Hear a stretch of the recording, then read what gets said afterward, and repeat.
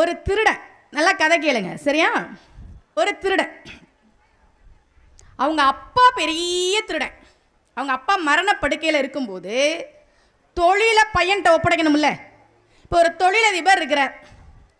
அவரோட கடைசி காலத்தில் என்ன பண்ணுவார்? பையனை கூப்பிட்டு, டே இதெல்லாம் நம்ம தொழில், இங்கங்கே இவ்வளோலாம் கொடுத்து வச்சுருக்கேன், இவ்வளோலாம் வாங்கணும், தொழிலை நல்லா பார்த்து என்னை விட சிறப்பாக பண்ணணும்டா சொல்லுவாரா இல்லையா? அது மாதிரி அந்த திருடன் பையனை கூப்பிட்டு சொன்னார், டேய் என்னை விட நல்ல திருடனா நீ இருக்கணும், நான் எவ்வளோ திருடனோ அதை விட அதிகமாக நீ திருடணும், யாருக்கிட்டையும் மாட்டிக்க கூடாது. முக்கியமாக தொழில் ரகசியம் ஒன்று சொல்கிறேன் கேளு. ஏதாவது ஒரு ஊரில் சொற்பொழிவுன்னு ஏதாவது நடக்கும். இந்த ராஜபாளையத்தில் தவமணின்னு ஒருத்தர் உபயம் பண்ணி சொற்பொழிவாளர்லாம் பேச கூப்பிடுவார். இந்த சுமதி ஸ்ரீ மாதிரி சொற்பொழிவாளர்லாம் போய் பேசுவாங்க. அங்கே மட்டும் போயிடாத, புரியுதா? அதுதான் நம்ம தொழில் ரகசியம். இவன் கேட்டான், ஏன்பா சொற்பொழிவெல்லாம் போய் கேட்கக்கூடாது? அவங்கெல்லாம் நல்லவனா இரு, முருகன் பார்க்குறான், சாமி கும்பிடுன்னு சொல்லி நம்ம மனசையே மாற்றிடுவாங்கடா, அதனால் எங்கே சொற்பொழிவு நடக்குதோ அந்த பக்கம் மட்டும் போயிடாத. சரிப்பா. இவன் ஒரு நாள் திருடலாம் அப்படி போகிறான். ஒரு சொற்பொழிவாளர் பேசிகிட்டு இருக்கிறார், மக்கள்லாம் கேட்டுட்ருக்காங்க. இவன் பார்த்தான், ஐயையோ இந்த இடத்த கடந்து தானே போனோம், நம்ம அப்பா தொழில் ரகசியமாக சொற்பொழிவு நடக்கிற இடத்துக்கு மட்டும் போகாதன்னு சொல்லியிருக்கிறாரே, இப்போ என்ன பண்ணுறதுன்னு நடந்து வந்தவன் 2 கதையும் மூடிக்கிட்டான். 2 கையை வச்சு 2 கதையும் மூடிட்டான். இந்த சொற்பொழிவாளர் சொல்கிறதெல்லாம் கேட்கக்கூடாது. கரெக்டாக அப்படி வந்தானா காலில் ஒரு முள்ளு குத்திடுச்சு.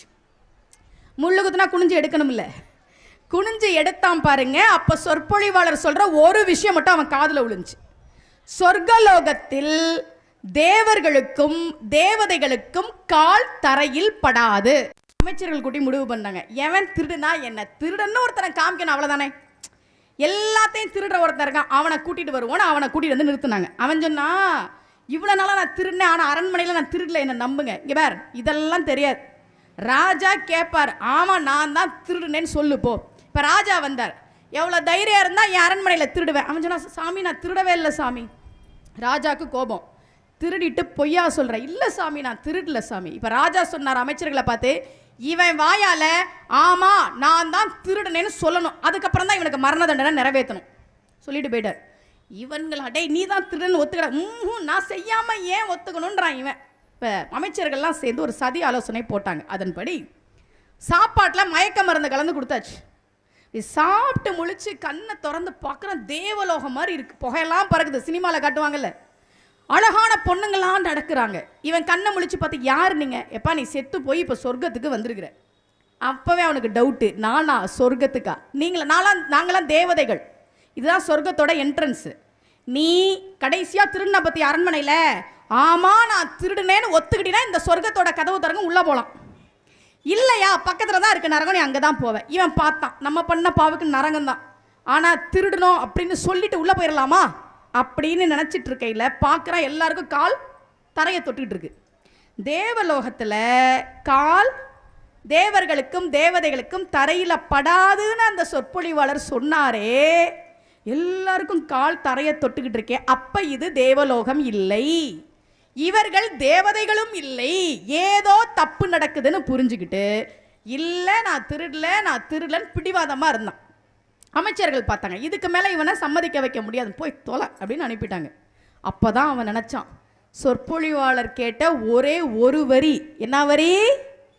தேவலோகத்தில் தேவர்களுக்கும் தேவதைகளுக்கும் கால் தரையில் படாதுன்ற ஒரு வரியால் இன்னைக்கு நான் உயிரோடு இருக்கிறேனே, சொற்பொழிவு முழுசும் கேட்டிருந்தா என் வாழ்க்கையில் எனக்கு என்னெல்லாம் கிடைச்சிருக்கும், இனிமே எங்கே சொற்பொழிவு நடந்தாலும் முதல்ல போய் கேட்டணும் அப்படின்னு முடிவு பண்ணானா. அதனால தான் உங்கள் வாழ்க்கையில் ஏதாவது பிரச்சனைகள் வரும்போது, ஏதாவது கஷ்டம் வரும்போது, அன்றைக்கி ஒரு சொற்பொழிவாளர் சொன்னாங்களே, உனக்கு இந்த பிரச்சனையா இந்த பதிகம் சொல்லு, இந்த பிரச்சனையா இப்படி வழிபாடு பண்ணு, இந்த கஷ்டமா இதை பண்ணுன்னு சொல்லி நம்முடைய கஷ்டத்திலிருந்து ஒரு தீர்வு கிடைக்கும் என்பதற்காகத்தான் இப்படியான சொற்பொழிவுகளை எல்லாம் தவமணி ஐயா போன்றவர்கள் ஏற்பாடு செய்கிறார்கள். தூக்கம் வந்தால் தூங்கலாம், எனக்கு ஒன்றும் பிரச்சனை இல்லை, பேசுறதுக்கான புண்ணியம் எனக்கு கிடச்சிரும். திருச்செந்தூருக்கு என்ன சிறப்பு? எனக்கு ஜோதிடம் தெரியுங்க, நான் ஜோதிடம் படித்தேன். நிறைய பேருக்கு ஜோதிட பரிகாரமாக நான் கோவில் பரிகாரம் தான் சொல்லிட்டு இருக்கேன். இப்போ புதுசாக ஜோதிடர்கள் பரிகாரம் சொல்கிறாங்க. பணம் சேரணுமா சிவப்பு கலரில் பர்ஸ் வைங்க, இது பரிகாரங்க. 4 மில்லியன் வியூஸ். எத்தனை பேர் சிவப்பு கலரில் பர்ஸ் வாங்கினாங்கன்னு தெரியல. ஒரு ஜோசியர் சொல்கிறாரு, குரு சரியில்லைன்னா திருச்செந்தூர் போகாதீங்க. சொல்லலாமா? திருச்செந்தூர் மகிமையையும் திருச்செந்தூர் முருகனுடைய மகிமையும் தெரியாத ஒருவன் தான் அப்படி சொல்லுவான். குரு சரியில்லைன்னா திருச்செந்தூருக்கு வரலாம், திருச்செந்தூருக்கு போகாதன்றது பரிகாரமாங்க? என்கிட்ட ஜோதிடம் பார்க்க வந்தவர் சொன்னார், குரு சரியில்லை அதனால திருச்செந்தூர் பக்கம் போயிடாதீங்கன்னு ஜோசியர் சொன்னார். சரி வேற என்ன பரிகாரம் சொன்னாருன்னு, ஒரு குடம் வாங்கி உடைங்க சரியா போயிடுன்னு சொன்னார். ஒரு குடத்து மேலே இருக்கிற நம்பிக்கை, உடஞ்சு போகிற குடத்து மேலே இருக்கிற நம்பிக்கை எங்கள் முருகன் மேலே இல்லாமல் போச்சா மக்களுக்கு? மக்கள் விழிப்போட இருங்க. முருகனை கையெடுத்து கும்பிட்டா எவ்வளோ பெரிய தலை எழுத்து மோசமாக இருந்தாலும் மாறும். நான் சொல்லலை, அருணகிரியார் சொல்கிறேன். திருச்செந்தூர் முருகனை கும்பிட்டால் உங்க வாழ்க்கையில் என்ன கிடைக்கும்? நீங்க வந்திருக்கிறீங்களா எல்லாரும்? இந்த ஊரா? மலேசியால இருந்தெல்லாம் வந்திருக்காங்கன்னு சொன்னார் தவமணி ஐயா. நான் 2013 கனடாக்கு நல்லூர் கந்தன் கோவிலுக்கு சொற்பொழிவுக்கு போயிருக்கேன். திருச்செந்தூர் சூரசம்ஹாரத்துக்கு நான் அங்கே இருந்தேன் 2013. நல்லூர் கந்தன் கோவிலில் நான் பேசினேன். ஈழத்தமிழர்கள் அவங்களுக்கு முருகன் தான் எல்லாம் தெரியுமா? நம்ம ஊரில் முருகனை இழிவுபடுத்தலாம், கந்தசஷ்டி கவசத்தை இழிவுபடுத்தலாம், அவங்களுக்கு எல்லாமே முருகன் தான். நல்லூர் கந்தன் கோவிலில் நான் சொற்பொழிவு பண்ணுறேங்க சூரசம்ஹாரத்துக்கு கனடாவில். அந்த மக்கள் என்ன தெரியுமா சொன்னாங்க? நாங்கள் இந்த ஊருக்கு அகதிகளாக வந்தோம், எல்லாத்தையும் விட்டுட்டு வந்தோம். வீடு வாசல் நிலம் சொத்து சொந்தக்காரங்க எல்லாத்தையும் விட்டுட்டு ஒன்றுமே இல்லாமல் வந்தோம். எல்லாத்தையும் விட்டுட்டு வந்தோமே, அதெல்லாம் எங்களுக்கு பிரச்சனையாக தெரியல. எங்கள் நல்லூர் முருகனை விட்டுட்டு வந்துட்டோம். முருகா ஒன்றை பார்க்க முடியலையே, முருகா ஒன்றை பார்க்க முடியலையேன்னு கனடாவில் நாங்கள் நல்ல நிலைமைக்கு வந்ததுக்கு பிறகு முதல்ல முருகனுக்கு ஒரு கோவிலை கட்டி நல்லூர் கந்தன் ஆலயம்னு பேர் வச்சுட்டு தான் எங்களுக்கு ஒரு வீடு கட்டிக்கிட்டோம். நாங்கள் பக்தி அவங்கள மாதிரி இழப்பை சந்தித்தவர்கள் உண்டா? நீங்களும் நானும் சந்திச்சிருப்போமா? அப்படி எல்லாத்தையும் விட்டுட்டு வந்தப்ப கூட டே முருகா நீ இருக்கியான்னு கேட்கல, ஏண்டா முருகா எங்களை எப்படி சோதிக்கிறேன்னு கேட்கல. அதுதான் பக்தி. முருகனை விட்டுட்டு வந்துட்டோமே நாங்கள். முருகனை வணங்கினா, அது திருச்செந்தூர் முருகனை வணங்கினா உங்கள் தலையெழுத்து எவ்வளோ மோசமாக இருந்தாலும் சரியாகும். வீட்டுக்காரர் சரியில்லையா, மனைவி சரியில்லையா, பிள்ளைங்க சொன்ன பேச்சு கேட்க மாட்டேங்குதா, கடன் நிறைய இருக்குதா, சொந்த வீடு இல்லையா, எதுவாக இருந்தாலும் நிச்சயமாக சரியாகும். நான் சொல்லலை, அருணகிரியார் சொல்கிறேன். ஒரு அக்காவுக்கு கல்யாணம் ஆகி 25வது வருஷம் கல்யாண நாள். எங்கள் வீட்டுக்கு எதிர்த்த வீடு. காலையில் நான் எந்திரிச்சு வரேன், அப்படி காலைல 5:30 நல்லா தலை குளிச்சு பட்டு புடவை கட்டி தலை நிறைய பூ வச்சு வாசலில் நிற்கிறாங்க. என்னக்கா இன்னைக்கு தீபாவளி பொங்கல் கூட இல்லையேன்னு. எங்களுக்கு இன்னைக்கு 25வது கல்யாண நாள். வாழ்த்துக்கள்க்கா. இப்போ 25 வருஷம் ஒன்றா வாழ்ந்துருக்குறாங்கன்னா அதெல்லாம் பெரிய விஷயம் இல்லையா? அவங்கக்கிட்ட சரிக்கா 25 வருஷம் ஒன்றா வாழ்ந்துருக்குறீங்களே, உங்கள் கணவர் இந்த 25 வருஷத்தில் உங்கள் எப்படியெல்லாம் பார்த்துக்கிட்டா சொல்லுங்கக்கான்னு. அந்த அக்கா ஒரு வார்த்தை கூட பேசலை. ஆனால் 25 வருஷம் எப்படிப்பட்ட வாழ்க்கையை வாழ்ந்தாங்கன்னு சொல்லிட்டாங்க. ஒரு வார்த்தை சொல்லலைங்க என்கிட்ட. 25 வருஷம் உங்கள் கணவர் உங்களை நல்லா பார்த்துக்கிட்டாருக்கா, அந்த கதையை சொல்லுங்கக்கா. முடிஞ்சு போச்சு. 25 வருஷம் வாழ்க்கைய ஒரே வார்த்தையில் சொல்லிட்டாங்க. என்ன சொன்னாங்க? தலையெழுத்து இந்த கணவர் கூட தான் இருக்கலாம், இந்த மனைவி கூட தான் இருக்கலாம், சொன்ன பேச்சு கேட்காத பிள்ளைங்க கூட தான் இருக்கலாம், சொந்த வீடு இல்லாமல் கஷ்டப்படணும். அந்த தலையெழுத்தை மாற்றி தடக்கூடியவன் முருகப்பெருமான். என்ன சொல்றார் அருணகிரியார்? செயல்பட்டு அழிந்தது செந்தூர் வயற்பொழில், தேங்கடம்பின் மால்பட்டு அழிந்தது பூங்கொடியார் மனம், மாமயிலோன் வேல்பட்டு அழிந்தது வேளையும் சூரனும் வெறுப்பும், அவன் கால்பட்டு அழிந்தது இங்கு என் தலைமேல் அயன் கையெழுத்தேனர். நம்ம தலையில பிரம்மன் எழுதிட்டான், கஷ்டப்படு போ, வறுமையில வாடணும் போ, கடன்ல கஷ்டப்படு போ, என்ன வேணா எழுதட்டுமே, முருகனை கும்பிட்டால் அந்த தலையெழுத்து மாறும்னு அருணகிரியார் பாடுறார். கடைசியா முடிச்சார் பாருங்க, இங்கு என் தலைமேல் அயன் கையெழுத்து. அயன்னா யாரு? பிரம்மன். இப்போ கலெக்டர் ஒரு ஆர்டர் போடுறான்னு வச்சுக்கோங்களேன், இன்று பள்ளிகளுக்கு விடுமுறை அப்படின்னு லெட்டர்ல இருந்தா மட்டும் செல்லாது. என்ன இருக்கணும்? கலெக்டரோட கையெழுத்து இருக்கணும், இருந்தாதான் செல்லும். இங்கு என் தலைமேல் அயன் கையெழுத்தை பிரம்மன் போட்ட அந்த கையெழுத்தை அழிச்சிட்டானா முருகப்பெருமான். அழிச்சிட்டா என்ன அர்த்தம்? முருகன் என்ன எழுதியிருக்கான்? நீ கடன்ல கஷ்டப்படு, நீ நிம்மதி இல்லாம இரு, நீ நோயில என்ன வேணா நீ எழுதுடா பிரம்மா, ஏன் முருகன் உன் கையெழுத்தை அழிச்சிட்டான். அப்படின்னா என்ன அர்த்தம்? அது செல்லாது. முருகப்பெருமானுடைய அருள் இருக்கிற போது தலை எழுத்தை நினைத்து நீங்கள் கஷ்டப்படவே தேவையில்லை.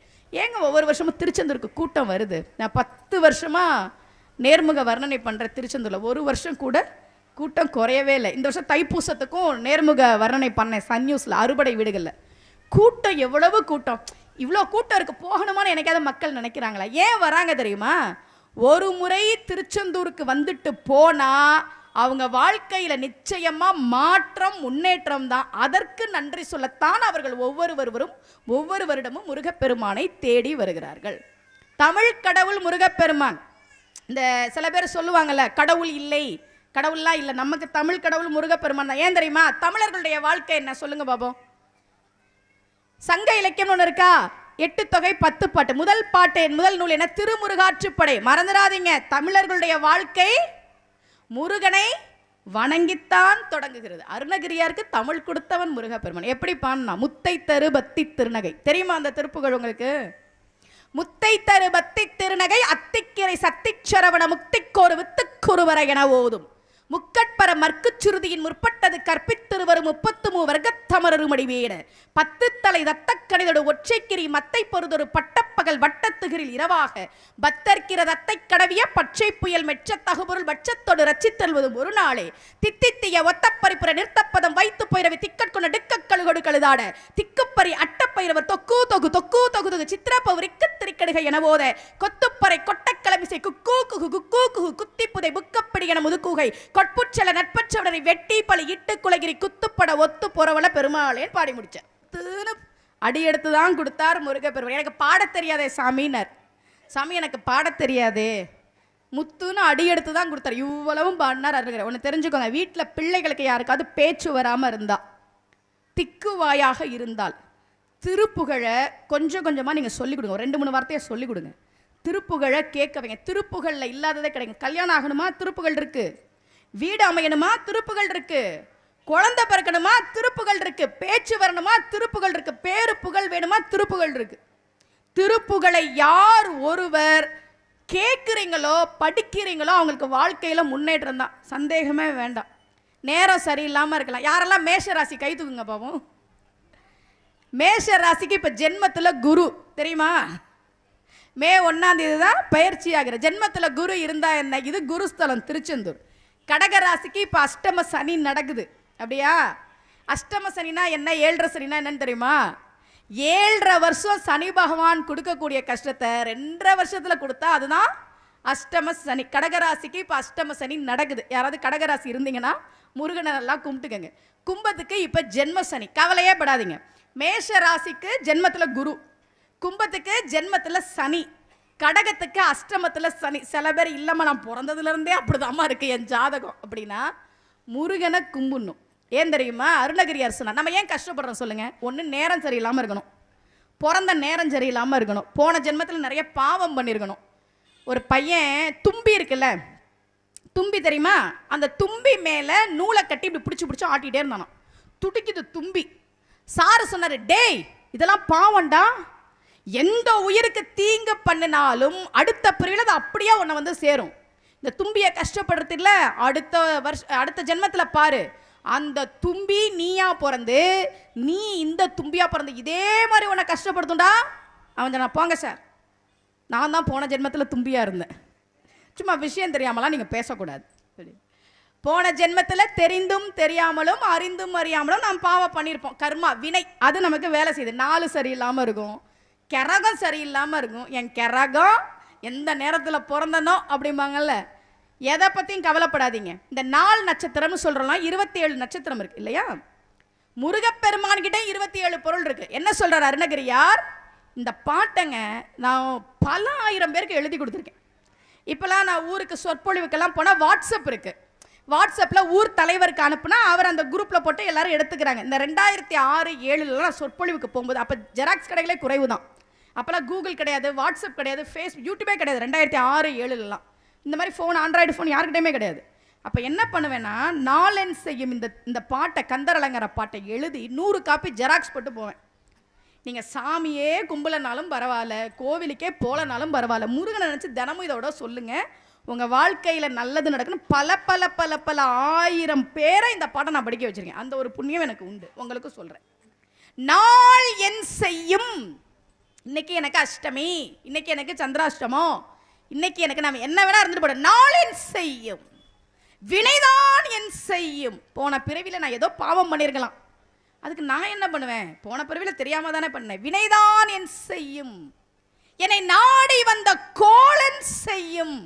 உன்னை என்ன பண்றேன் பாரு. சனி தேடி வருதான், குரு தேடி வருதான், சுக்கிர தோஷம் தேடி வருதான். வா, எனக்கு என்ன பிரச்சனை? அருணகிரியார் கேட்கிறார், நாள் என் செய்யும், வினைதான் என் செய்யும், என்னை நாடி வந்த கோலன் செய்யும், கொடும் கூற்று என் செய்யும். யமன் கூட வரட்டுண்டா என்ன தேடி, ஒன்றும் பண்ண முடியாது. ஏன்? குமரேசர் இரு தாளும் சிலம்பும் சதங்கையும் தண்டையும் தோளும் சண்முகமும் கடம்பும் எனக்கு முன்னே வந்து தோன்றினே. முருகப்பெருமான் கிட்ட 27 பொருள் இருக்கு. நான் சொல்ல சில கணக்கு போடுங்க பார்ப்போம். 2 தாள், 2 சிலம்பு, 2 சதங்கை, 2 தண்டை, கூட்டினா எவ்வளோ வருது? மதியானம் 12:30 மணிக்கு கணக்கு கேட்டால் எங்களுக்கு என்ன தெரியும்? 8 வருதா? கரெக்டாக சொல்லிட்டீங்க. ஒரு ஊரில் ஒரு ஸ்கூலுக்கு பேச போயிருந்தேன். அப்போ கேட்டேன், 1000 கிலோ 1 டன், கரெக்டா? 1000 கிலோ 1 டன், 3000 கிலோ எத்தனை டன்? நீங்களா நல்லவங்க ஐயா.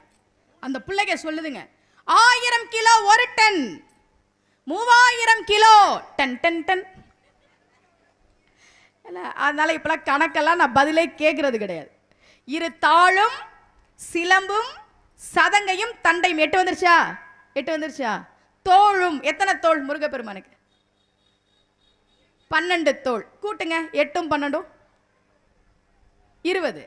சண்முகமும் 6 முகம், 20ம் 6ம் 26. கடம்பும் ஒரு கடம்ப மலை, 26 1 27 நட்சத்திரங்களை பார்த்து பயப்படாதீங்க.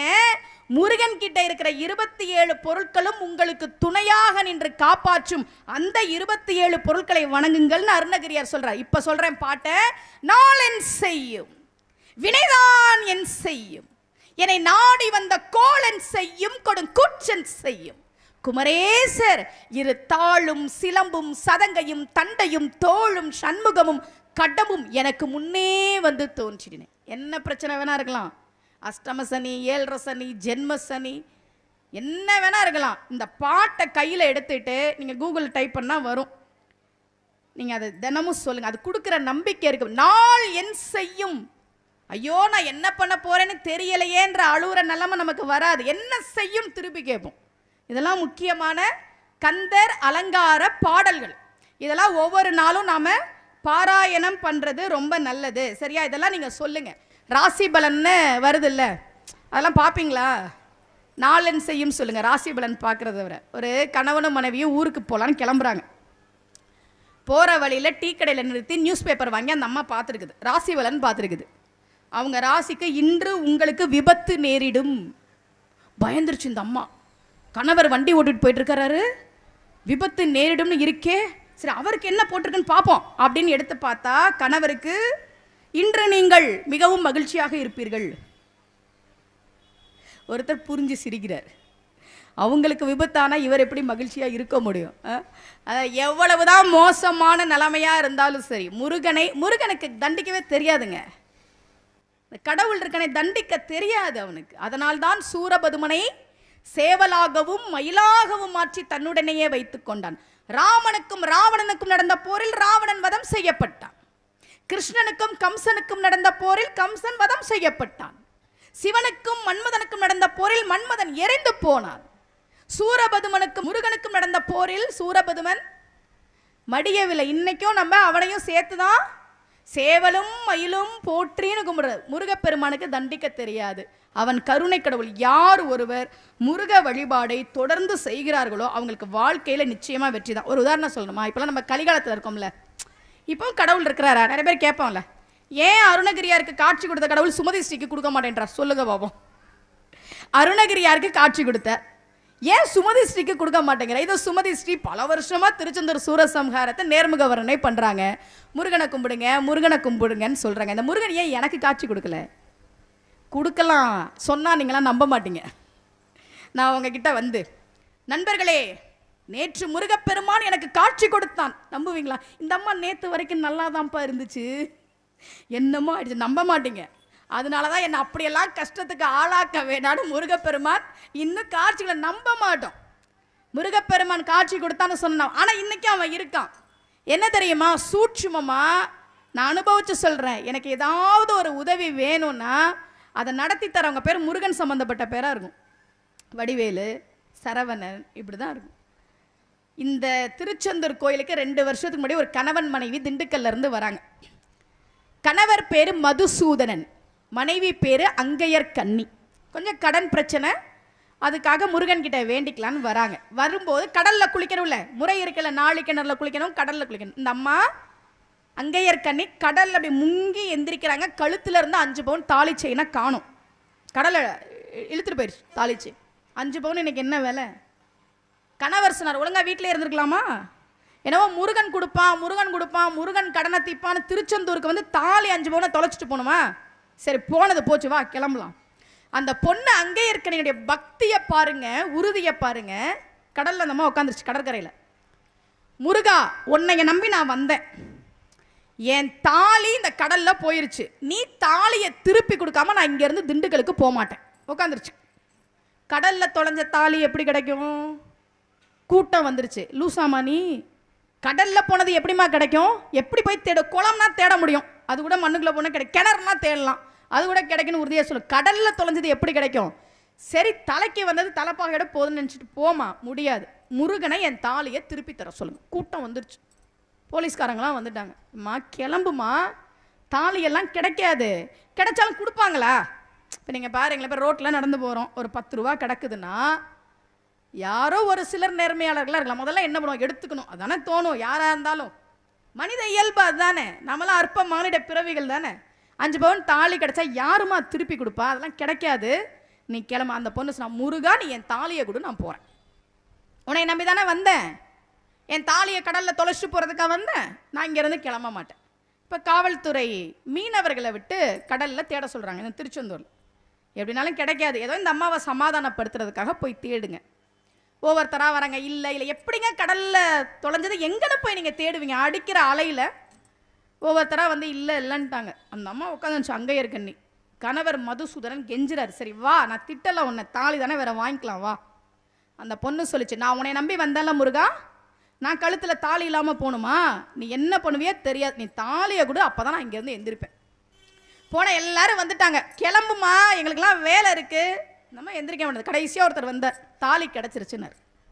திருச்செந்தூர் கடற்கரையில். அந்த அம்மா கேட்டுச்சு, முதல் கேள்வி எங்கே கிடச்சிச்சு, எப்படி கிடச்சி, இதெல்லாம் கேட்கல. அது கேட்ட முதல் கேள்வி, உங்கள் பேர்? என் பேர் சரவணன். என்ன சொன்னார்? சரவணன். நீ முருகா என் தாலியை கொடுத்தாதான் நான் இங்கேருந்து போகவேன்னு அந்த அம்மா உட்காந்துச்சுல. சரவணன் கையில் தாலி, இந்த திருச்செந்தூரில் தான் நடந்தது. இன்றைக்கும் முருகப்பெருமான் இந்த கலிகாலத்திலும் முருகா நீ எனக்கு இதை பண்ணுனா பண்ணுவார். டே நான் கஷ்டப்படுறேனே கேட்கவே வேணாம், முன்னாடி போய் நின்னீங்கன்னாவே அவருக்கு தெரியும். திருச்செந்தூருக்கு வந்த யார் ஒருவரும் வாழ்க்கையில் கஷ்டத்தை அனுபவிக்கவே மாட்டார்கள். அதை முதல்ல நம்புங்க. முருகனை முதல்ல நம்பணும். என்ன சோதிக்கிறிய முருகன், ஏன்னா முருகனுக்கு வேற வேலை இல்லை. என்னன்னா பழனி கோயிலுக்கு போனால் ஆண்டி குளத்தில் பார்க்கக்கூடாதான். ஏன்னா முருகன் நம்மளெல்லாம் ஆண்டி ஆக்கிடுவாராம். என்னமா நம்மலாம் 7 பங்களா கட்டி ரொம்ப சொகுசாக இருக்கிற மாதிரியும் பழனிக்கு போய் தான் எப்படிங்க தப்பு தப்பாக முருகனை பற்றின செய்திகளெல்லாம் மக்கள் பரப்புகிறாங்க. அதை எப்படி நம்புகிறாங்க? நீங்கள் கடவுளை பற்றி உண்மையாக ஒரு செய்தியை சொன்னால் மக்கள் நம்ப மாட்டாங்க. தப்பாக ஒரு செய்தியை சொல்லுங்களேன்.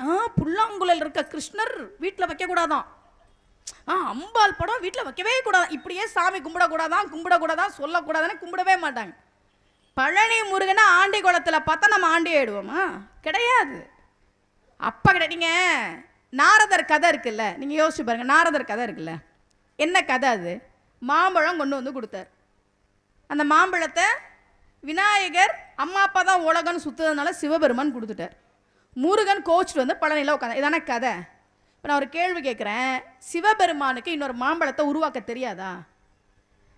முருகா மாம்பழம் தானே இந்தா வச்சுக்கணும், ஏன் சிவபெருமான் உருவாக்கி கொடுக்க தெரியாத ஒரு மாம்பழத்தை? அண்ட சராசரங்களை படைத்து காக்கிற அந்த சிவபெருமான் ஒரு மாம்பழம் தானே கொடுக்க தெரியாது? சரி அவரை விடுங்க, ஏன் இந்த முருகனுக்கு ஒரு மாம்பழத்தை உருவாக்கிக்க தெரியாதா?